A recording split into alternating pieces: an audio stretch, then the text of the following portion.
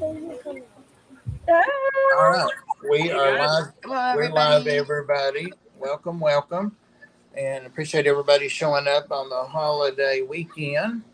And I'm especially glad that we have a special guest tonight. Some of you know him, some of you don't. It's Mitchell Broome, and Mitchell's sitting right there beside me. He is from the Chattanooga area, and he's a member of our Chattanooga. Sorry, I'm actually from the Atlanta area, but I do. Oh, are you? Yep, I do go up to Chattanooga. Oh, okay. All right. I had that wrong. I thought you were in North Georgia. You're in Central Georgia. Sorry about that. Well, we've adopted you to the Chattanooga area now too. So I'm fine with that. we've adopted. Well, Chattanooga is nothing but a suburb of Atlanta. True. Everybody knows that. But I have seen him at the last couple of fish swaps at our local fish club. So that may have been why I was thinking that too. And he is quite the breeder and quite the hobbyist. He's not well known on YouTube.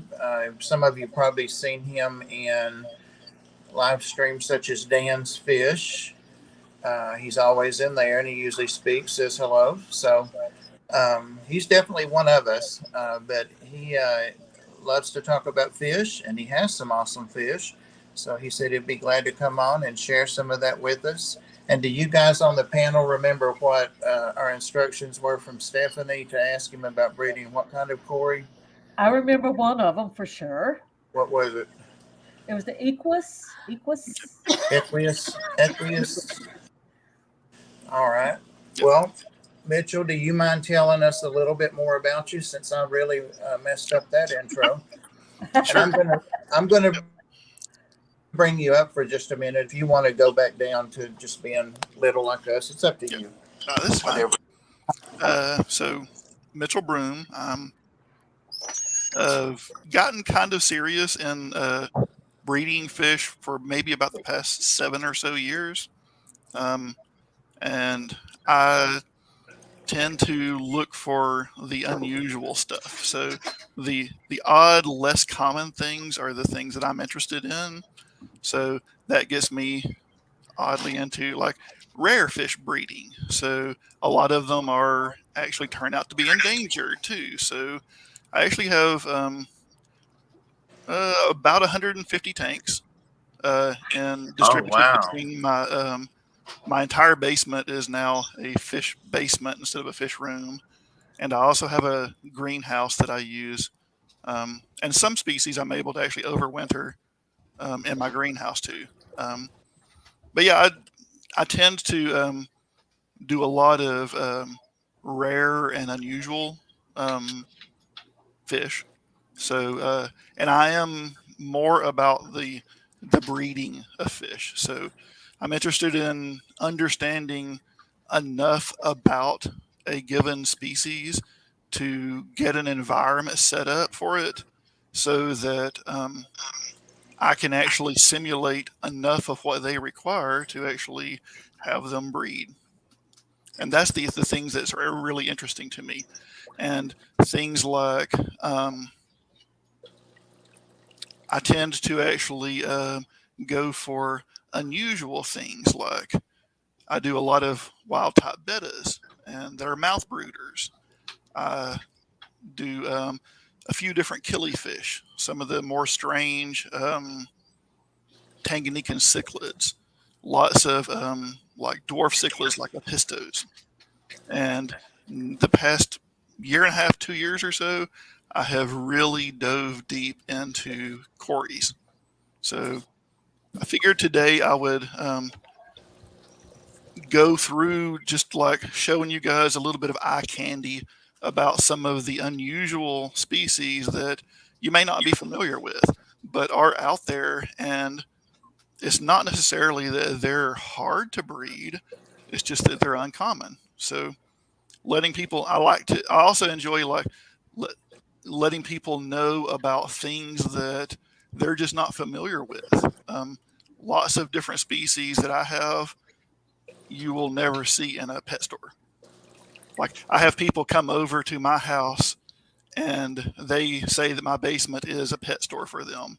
And I generally have a much more unusual selection of fish than most pet stores that you'll run into, because that's kind of my thing. I'm really, really interested in unusual fish. Well, I'll have to say, you absolutely have more fish tanks than I do. I own a store, and I'm including those with my home tanks. And you have more fish tanks than I do. Now, part of what I tend to focus on are smaller species that are generally peaceful. So that lends me towards doing generally smaller tanks. So when we get a little bit into what I'm going to show you guys, like a little bit of breakdown of the kinds of tanks that I keep, you'll see that my favorite tank size is a 20 long. So I breed most species that I have in 20 long tanks. Nice. So You had a question, Mitchell, that from Dee Dee on the panel that said 150 tanks. How do you do it? Oh, I do everything that I can to be automated. So all of my water changes are automated. All of the light cycles, everything about that is automated that I can. That lets me then focus on the harder, tedious sorts of things, like really like looking at the fish, making sure that there's not any problems, those sorts of things. So I change about 10% of the water in all of my tanks every day.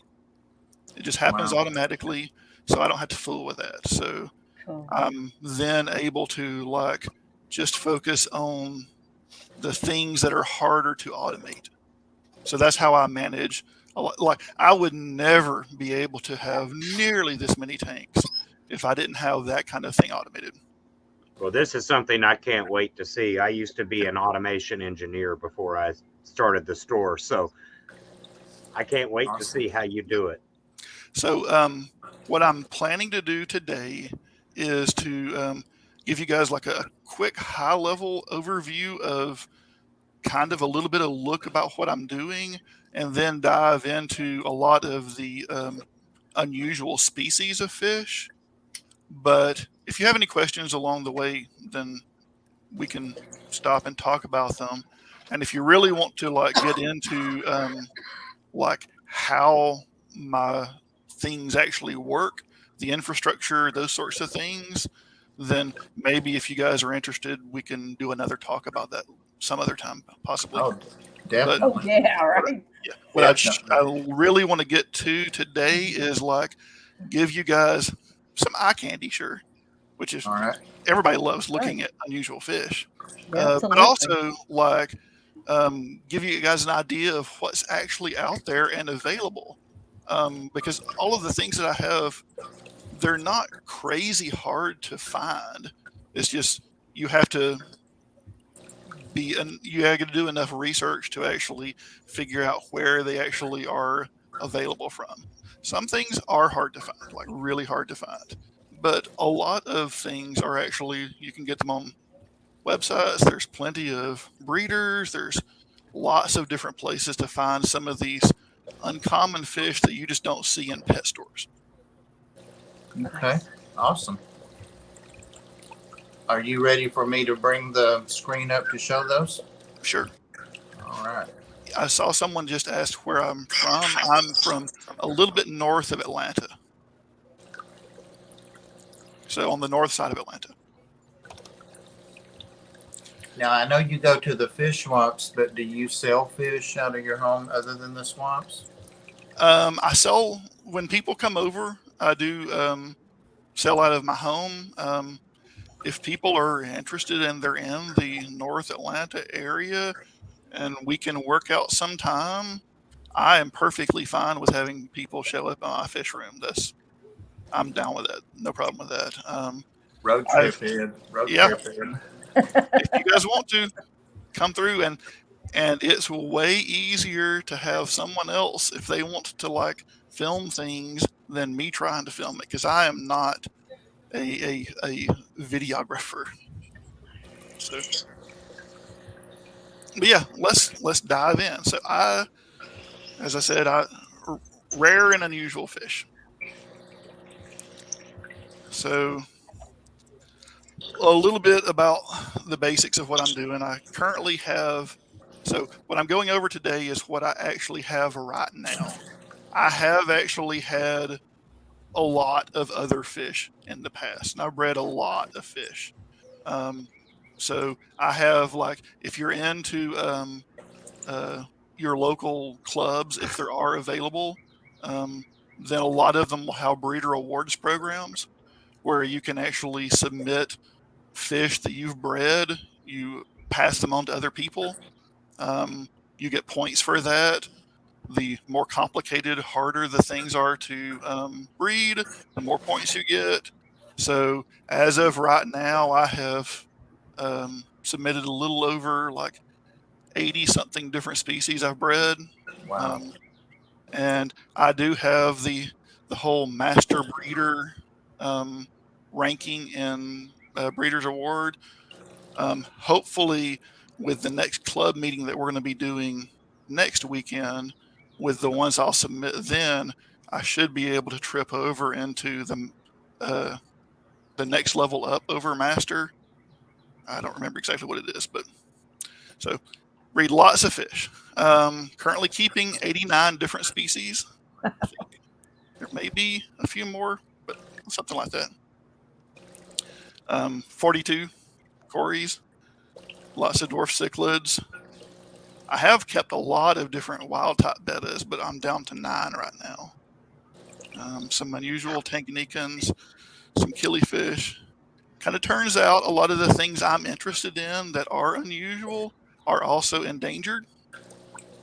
So trying to do my part with the whole helping to keep some of those endangered species available in the hobby and to distribute them.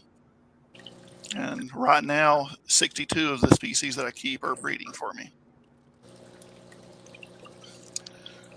So I have one display tank. That's nice. 125 gallon Tanganikan. I'll show you guys in a little bit. I have a few what I would call slightly larger tanks, but you'll see that I have my go-to tank is a 77 20-gallon long tanks, and then 45 10-gallon tanks. So most of the things that I'm shooting for are small, relatively peaceful species. A lot of them that I do, I end up putting into multiple tanks. So I'll have, I have a rare goodied that I actually have in 4 different tanks. And there's a wild type betta that's in 4 different tanks, I think it is. So some of those tanks are consumed by one species, multiple tanks. Wow. So I have my one display tank is a Tanganikan setup, and it is obviously because it's who I am. I have a really rare, well, not rare, but like uncommon in the hobby killifish. So these blue fish are Lampricthes tanganicus. They're the Tanganyikan killifish, the only killifish in Lake Tanganyika. They're unusual because they look like a big rainbow fish. They can get up to like 5 inches long, but they're actually a killifish in Lake Tanganyika. How long do they live? So these are actually grow outs. So I actually have my adult group is at least 1.5 years, and I believe that they will do 3 years or so, something like that. But this is what everything else looks like. Oh, wow. So as you can see, all the tanks are drilled, automatic water flows through everything. So lots of different tanks, bunches of 20 longs everywhere, a whole bunch of 10 gallons, a few other random size things, 20s and 10s. I have a greenhouse that was originally had a lots of plants in it, but now actually mostly has fish in it. So these are 8 40 breeders and a bunch of IBC totes around the outside. So I'm in North Georgia, a little bit north of Atlanta, and I actually have quite a few species that I'm actually able to overwinter throughout the winter in here. I have a killifish that I do white clouds. I actually have a rainbow fish, Radnocentrus ornatus, that I'm actually able to overwinter in my greenhouse. Nice. So I don't just keep rare species. I keep things that I'm interested in. It's just a lot of them do turn out to be rare.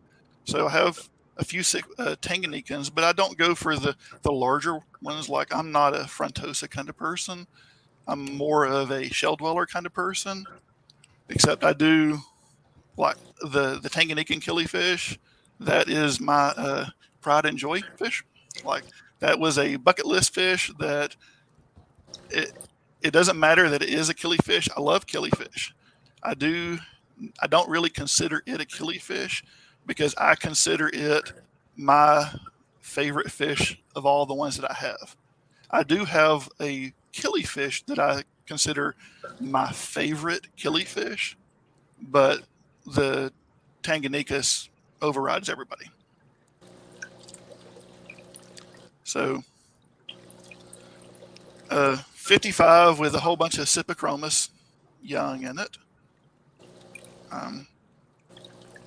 These guys are breeding like crazy for me. These are Leptosoma, so they actually are the dark blue with the yellow tails for the male.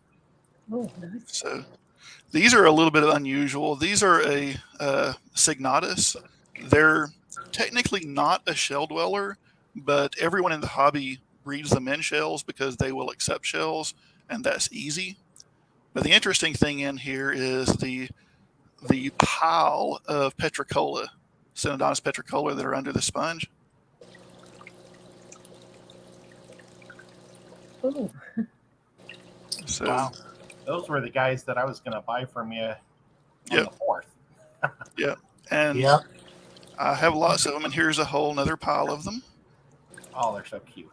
Why didn't you get them? If you want some, if you're going to be able to make it to the Atlanta Club meeting Oh yeah. next weekend, then I can bring some.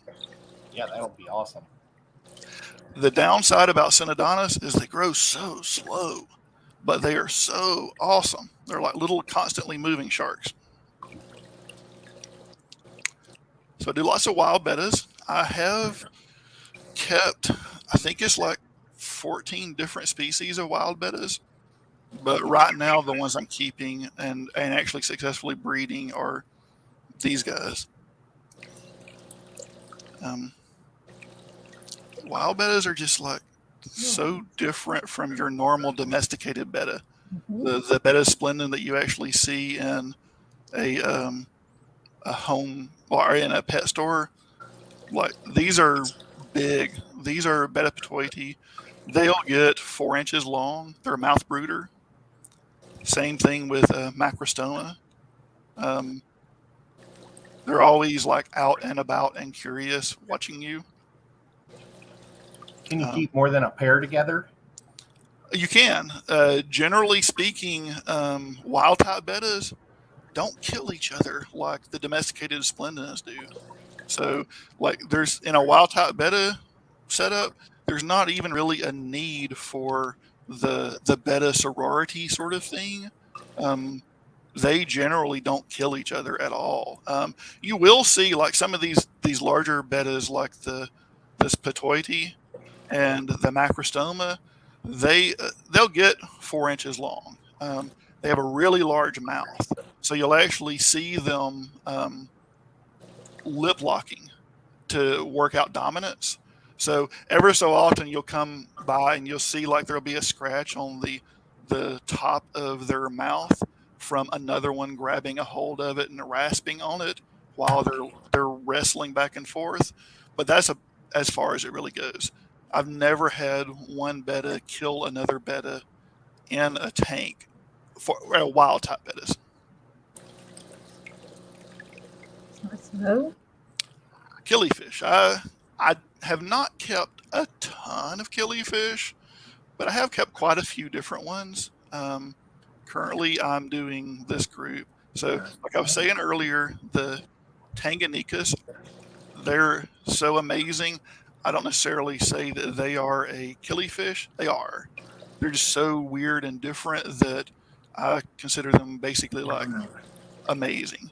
But Aphanius mento, those guys are the ones that I would say are of the more common killifish. Those are my favorite of the more common ones.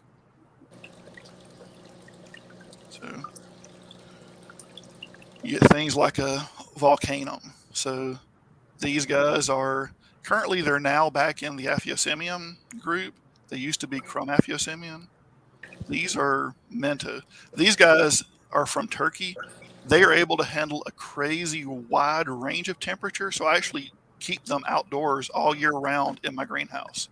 They can handle down into like the low 40s and up to the low 90s. Now, Mitchell, are you keeping the wild betas and the 20 longs? Question in the Yes. comments. Okay. Yep.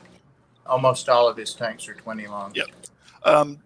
It's starting to warm up, so I need to actually go through and bring out my my summer tubs, and most of my summer tubs are those black totes that you get from like Home Depot or Lowe's, the 25-gallon or whatever so totes. And when I start bringing those out, I'll actually be putting wild bettas out into those. Nice. You had a question. Do you keep any Cory cats with your killifish? No. So I, as a breeder, I generally keep a species in a tank. I don't mix species. There are cases where I will, when I do something like I have to do a dither fish. So there are some species that will get, when they're breeding, they'll actually get a little bit of aggressive to each other. Some things like apistogrammas can do that. So I'll keep like pencil fish with them. But as a general rule, I try my best, unless I'm just like housing them, prepping them to actually then split out to individual tanks. I don't actually mix different species within a tank. I used to do more plecos, but and I love plecos. They're awesome. They're beautiful, but sometimes you just get tired of looking at really beautiful tails if you're able to see them. So I'm gradually decreasing my plecos and giving me more space for the Corys that I really am into now. So Nice. about the only thing that I'm going to, at the end of the day, I'm going to end up with is bristlenose, the longfin green dragons. So this is It's pretty. my green dragons. And the long fins on them are just like crazy long fins. The one thing that you run into with green dragons is they're not all a green dragon. You actually have to, it's not 100% distribution of a good quality green versus a non-green, just closer to a brown. So you'll end up with just a percentage of them being green dragons. So you'll see a lot of these were not actually the real green that you're supposed to see in a green dragon, just because I haven't finished selectively pulling them out. I have some browns, and people often question, are they green dragons? Yeah. So it was strange. It was kind of a little bit surreal and kind of a little bit intimidating. But the last Atlanta club meeting we actually had Greg Sage fly in. So Greg Sage showed up at my fish room, and that's really cool and interesting when the guy that actually produced green dragons shows up at your fish room. Nice. That was kind of cool. Yeah. Dwarf cichlids. I have done lots of apistos. I used to really be into a lot of different species of apistos. I've bred like 15 different species or something like that of apistos. But now I'm gradually pulling back, and I'm going to end up keeping just the ones that are the really unusual, rare ones. So I'll be keeping like the Abacaxis and Segelfuss. Not exactly. That's the German word for sailfin. And I have a video that'll show these guys, but unfortunately, I never am able to actually get them when they're actually flaring their dorsal fin. But it's amazing. So I do keep some other dwarf cichlids besides apistos. So these are Nanolutelya. They're a close relative of convicts and red points, things like that. But they have the yellow body color with the black striping on them. Beautiful. And those are also an endangered CAAS species. So a few different apistos. Have the real Vieja. So about 90% of the Vieja that are actually sold are actually McMasteri, because they look really similar, and it takes someone that actually knows apistos to be able to identify that they're separate, but have the real Vieja. These guys, every time I walk by when they're flaring their dorsal fin, I don't have a camera handy. Right. But their dorsal fin actually extends all the way down their body, from right at the base of their head all the way down to the right above the tail. So I have a really unusual, goofy, awesome West African cichlid, one of the riverine ones from the Congo. So kind of around the area and not too distantly related from Crebensis, but the Nanochromis are different, but they're kind of related. They have Splendens has this really goofy body shape, and when he goes by, you'll get a glimpse of the iridescent purple on him, but give you a little bit of an idea. But those guys are unusual and awesome. Before we get into the Corys, I figured I'd show you some of the other random stuff. But so I have a live bearer right now. It's a Goodiad, the Cracodon lateralis. I've bred, I think it's like 8 different pseudomcgills. Right now, the one I'm working on is Tenellus. I've done 9 or 10 different of the rainbow fish, and the current one I'm working on is Rhinocentris ornatus. These guys are the ones that I actually can keep outdoors or in my greenhouse. They'll handle down to the mid 40s all the way up to the low 90s. So I'm able to overwinter those all year round. So lateralis are a small Goodiad. If you're familiar with the trout Goodiad, the Illidan furcidin, those get big. Those can get like 5 inches, but lateralis will actually stay under 2 inches. All pseudomcgills are awesome, but they're just not common enough for people to actually see them. But Tenellus is one of the endangered pseudomcgills. And the current rainbow that I keep, the Rhinocentris ornatus, they're unusual. They are a rainbow fish, but they are not like the normal large rainbow fish like the Melanitanias, the glossolepsis and the chilithrinas, things like that. They're about the size of like your index finger and the shape of your index finger. They're a long, thin rainbow fish. And there's actually only one species of Radnocentris, it's ornatus, and the coloration is different depending on the collection point. So the ones I have are from Ceres Creek. I actually got them from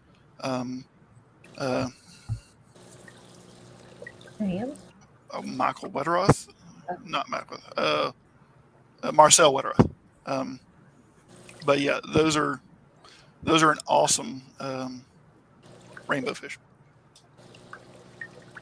So Cories and their close relatives. So of the close relatives of Cories, you guys may have heard of Scleromastics Barbados. They're kind of a big Cory. Well, not Cory. They're a Corydorine. They're of the same family as Cories, but they're a Scleromastics. So Barbados will actually get like 4 inches long, but I actually am on kind of a mission to collect all of the Scleromastics that I can. So I get the one that you probably would see most commonly is Barbados, down to the one that you will basically never see unless you get them from like Eric Bodrock, like I did. Then you get Aspidoris, which I consider the spastic little cousin to Corydoris, and Brocus are like the gigantic cousin to Corydoris. So you may have seen Barbados before. They're interesting. You can actually tell their sex by their colorations. The males actually get this blaze down their forehead, and the females don't. And they'll get almost 4 inches. A big male will actually get almost 4 inches. And C112 are an unnamed Scleromastics, but they have kind of a similar pattern and shape to Barbados, but they generally stay smaller. And like a whole herd of those. Prionotus are like a kind of a plain colored version of Scleromastics. Most Scleromastics have that really bold pattern to them, like CW38. When these guys finally do breed for me, I'm going to be a very happy person because that is pretty too. Awesome fish. And it actually has like a cream color, and the dark is actually got a little bit of a blue base to it, so they look different than most Cories. So these are Brocus. They're you may have seen Brocus splendens. So those are of the Brocus. They're the one that you'll see most often in a store. They're also called Emerald Cory, I think it is. So multiradiatus, these guys are actually, they'll get almost twice this size. A Brocus will get like almost a handful.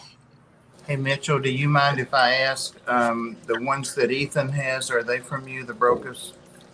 No, I have not spawned any Brocus yet. So okay. Those, I got the multiradiatus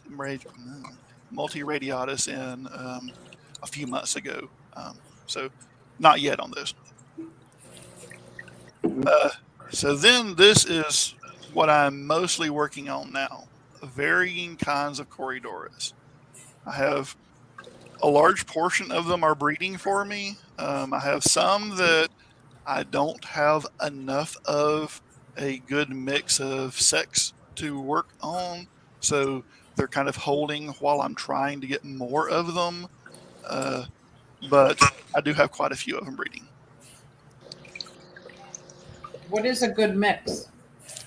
Kind of depends. I really like to have at least like 8 or 10 Cories of any given species.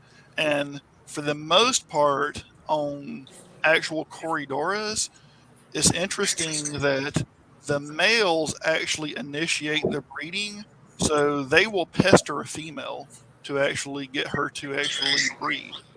And if you end up having too many females to number of males, then the males will actually end up spreading their pestering out too much, and they won't actually get a female to trigger.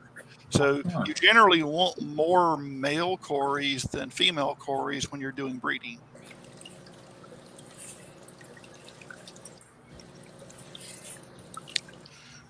So if you're familiar with Ian Fuller, he finally got a Cory named after him not too long ago.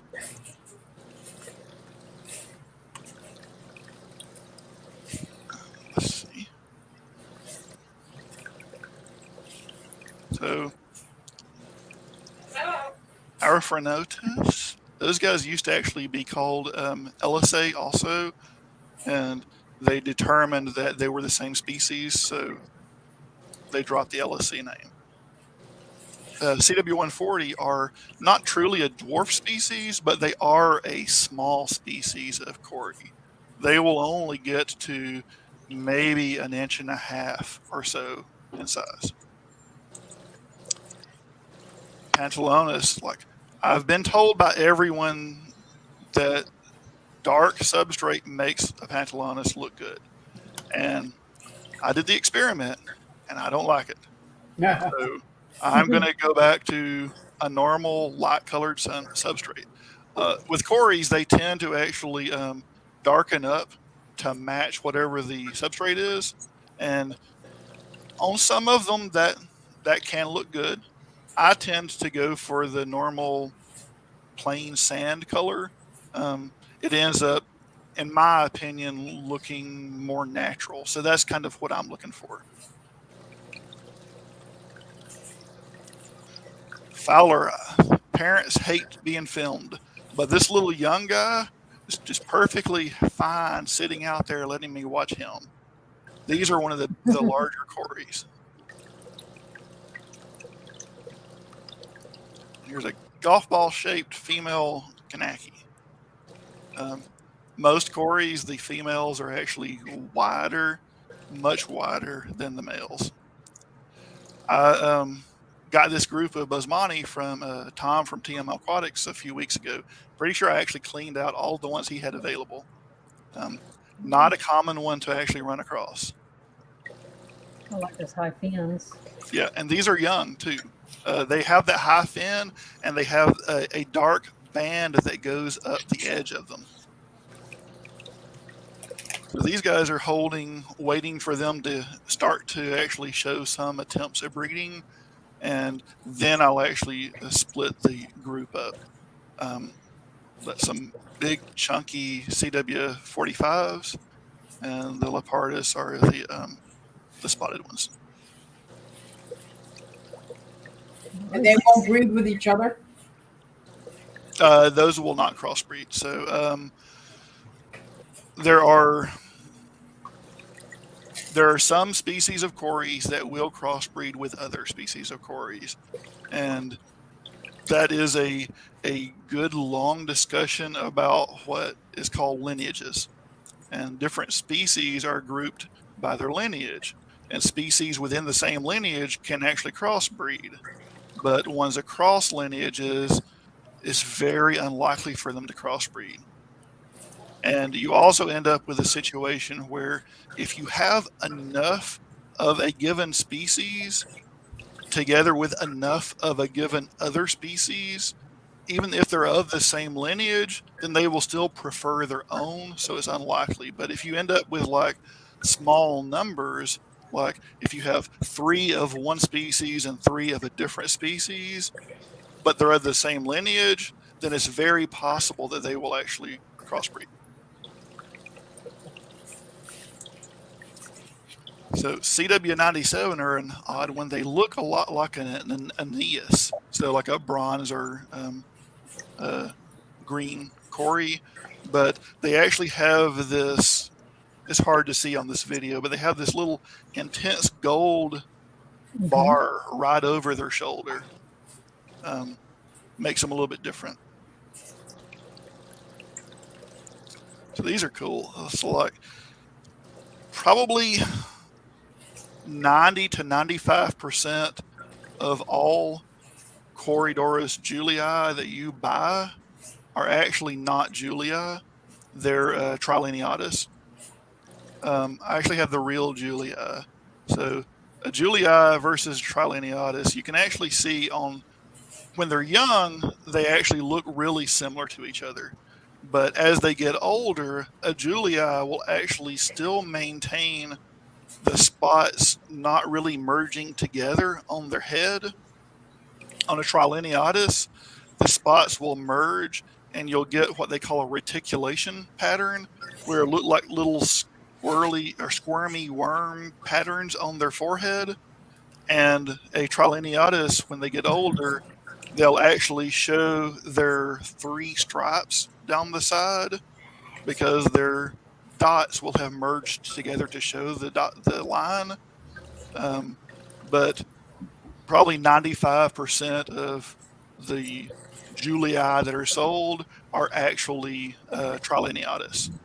So you end up with a situation where people don't really know. Their distributor is getting them in labeled as julii, but they're labeled as julii because a julii is much more expensive than a Trileniatus. Right. But when they're young, they look similar enough that unless you actually know Corys, you can't tell them apart.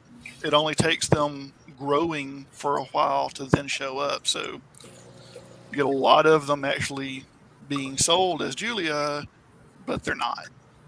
A little leftover panda in here after moving them around. I also have a really unusual in here. So if you guys have heard of Corydoras weitzmani, so weitzmani is actually a Cory that has 3 black stripes, and the body color will be kind of a brownish color. Reynolds eye is a very similar, but the body is like a silver color. And these guys are very uncommon.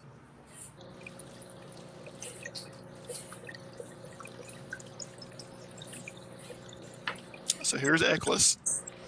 I have a couple of spawns of Eckless right now. So this is a whole bunch of little young. You'll see I have probably a stunted one.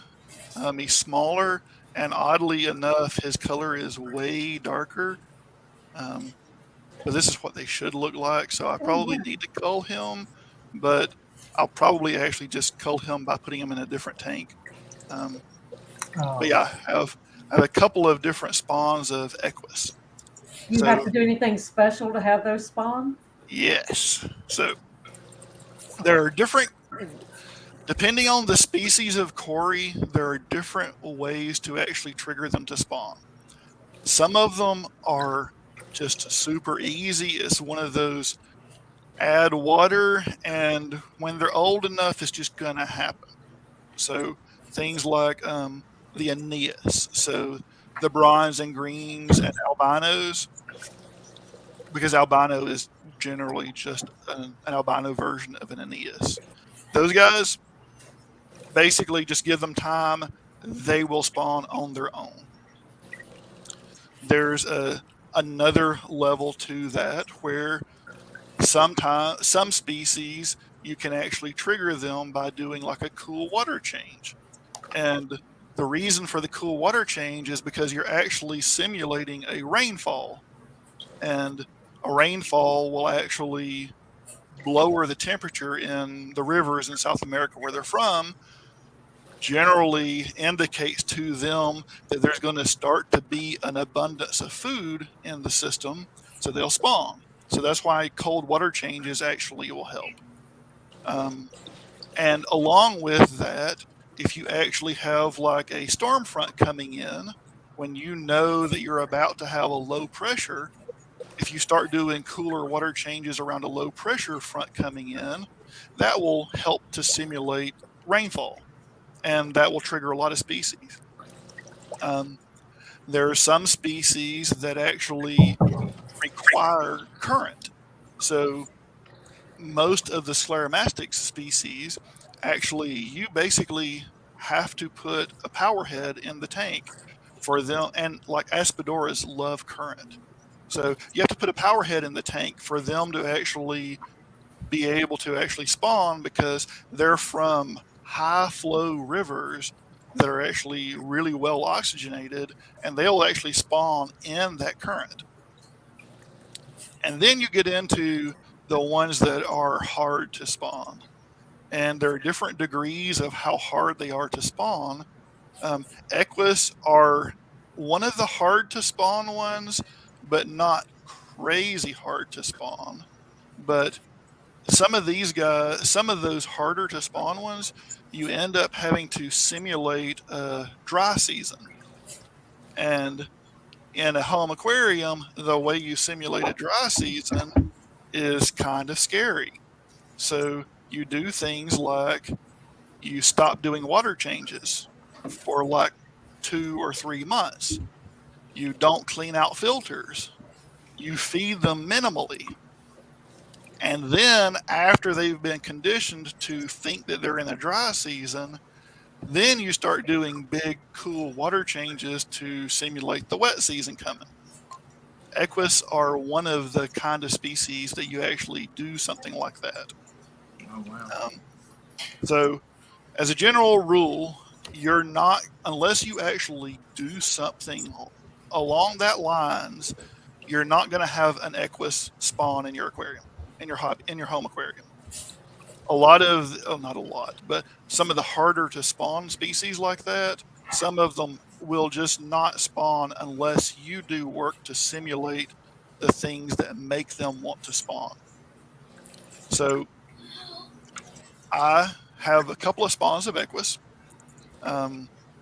Doing that, I was going for my third spawn, had them running for a couple of months in really awful conditions, and I had life things go on and was not able to actually get back to them, and ended up losing my adult group of Eckless because they were part of the way through a dry season simulation, and I just didn't have the time and focus to get them out of that dry season. So I ended up losing them. But I have probably 60 or 70 young from a couple different spawns. So I'm going to be holding off a bunch of those and end up growing them back up. But yeah, that's and it's unusual. It's annoying that a lot of those species that it takes doing something hard and scary like simulating a dry season end up being uncommon and unfortunately very expensive fish. So when you do things like you have a fish that, like an individual Cory, that is like $100 for one, and you really want like 8 or 10 of them, then you got to really be confident in your ability to not let them trip over and you lose your entire colony. So Oops. it's tough. No, oops. But so I simulated with a dry season with Eckless. So basically I ended up giving them crappy water. Mitchell, they're reminding me that we've got about 10 minutes left, it looks like. Yeah. So, whoops, that is not what I wanted to do. So I can go into how, like, I got just a little bit of information right here about how I actually do the hatching of Corys. If you guys want to read that, that's fine. But also, like, this is about the end of the presentation kind of thing. So if you want, we can leave this up and you guys can read it. But if you have questions, hit me up.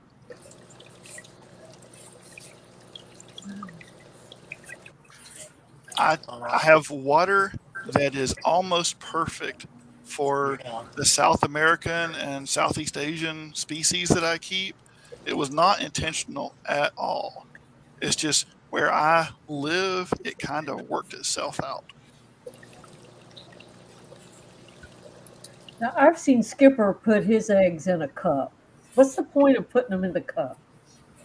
So this is what I do. I put them in a cup like that. I bubble them with a pretty hard current, and I put an alder cone in it. So if you don't take them out of the aquarium, either while they're eggs, some species will actually eat the eggs. A lot of species will eat the little tiny fry once they've hatched. There are some species that is perfectly fine leaving them in the aquarium, and the parents will not really eat them. But if you're shooting for getting the most out of your production, then you need to pull eggs. So I pull the eggs. Some species will lay on the glass. Some will lay in spawning mops. Some lay on leaves. It depends on the species. But I pull them out, put them into a cup, and put an alder cone in to actually work for my version of, instead of doing methylene blue, I use an alder cone to cut down on fungus. So methylene blue is great.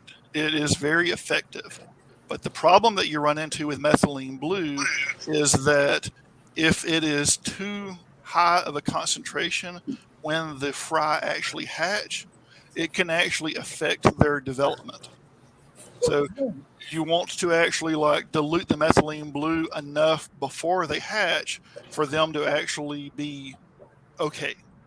With an alder cone, it's really mostly just putting in natural tannins and things like that into the water that is perfectly fine for when the babies finally do hatch. So you don't actually end up having to dilute out the stuff that an alder cone gives you. So you end up with being able to have a little bit less maintenance. So methylene blue is great. It's effective, but for me, an alder cone turns out to be less work.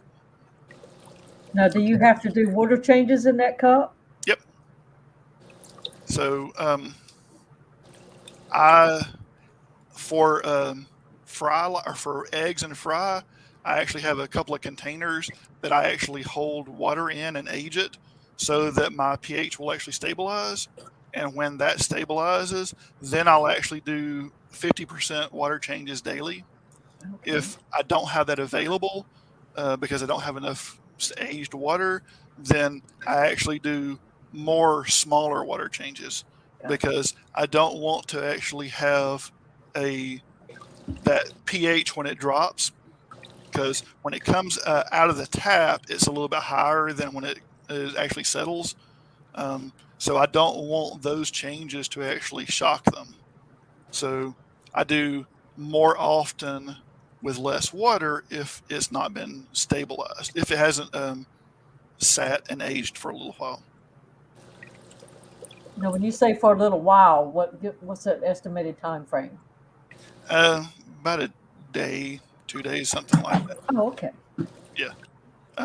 What you're looking for is you want if you did not do any dechlorinator in it, you want the chlorine to be able to gas off, and you want the pH to have settled down from whatever it started with when it actually came out of the tap to whatever is working out based on whatever buffering you have in your water.